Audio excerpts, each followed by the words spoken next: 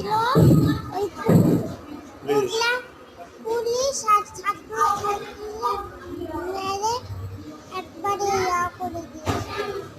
সবাই ওদেরকে সবাই দেশের ভিতরে হ্যাঁ, দেশের ভিতরে মারামারি হচ্ছে কি জন্য? কি জানি